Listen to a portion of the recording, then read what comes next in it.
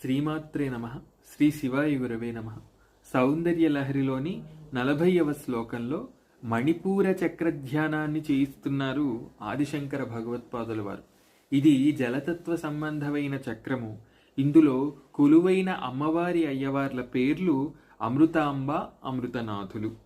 తటిత్వంతం శక్య తిమిర పరిపంధి స్ఫురణయ స్ఫురన్నానారత్నాభరణ పరిణద్ధేంద్ర ధనుషం తవశ్యామం మేఘం కమపి మణిపూరైక శరణం నిషేవే వర్షంతం హరమిహిరతప్తం త్రిభువనం అంటున్నారు ఆదిశంకర భగవత్పాదుల వారు.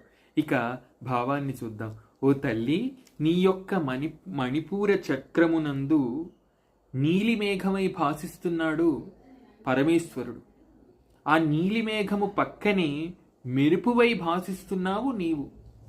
అయితే మీ ఇద్దరి సందిట చక్కనైన ఒక ఇంద్రధనుస్సు విరిసింది. ఆ ఇంద్రధనస్సు నానారత్నాభరణముల కాంతితో వెలిగిపోతున్నది. ఆ ఇంద్రధనస్సే నానావర్ణభూషితమైన మణిపూరానికి సంకేతం. సూక్ష్మ భూమికలో చూడగలిగితే ఈ మణిపూర చక్రము నానారత్నకాంతులను వెదజల్లుతూ ఉంటుంది. అయితే జలతత్వానికి సంకేతం కాబట్టి మణిపూర చక్రము అక్కడ ఆదిశంకర భగవత్పాదుల వారు నీలి మేఘముగా అయ్యవారిని, మెరుపుగా అమ్మవారిని ధ్యానింపజేస్తున్నారు. ఎంతటి ఔచిత్యమో చూడండి ఇక్కడ.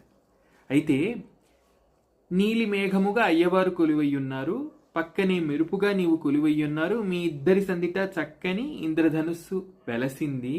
అయితే హరుడనే సూర్యుడి చేత వేడెక్కించబడిన ఈ లోకాలను ఆ నీలి మేఘాన్ని ప్రేరేపించి వర్షాన్ని కురిపించి చల్లబరుస్తున్నది నీవమ్మా అని చెబుతున్నారు ఆదిశంకర భగవత్పాదుల వారు.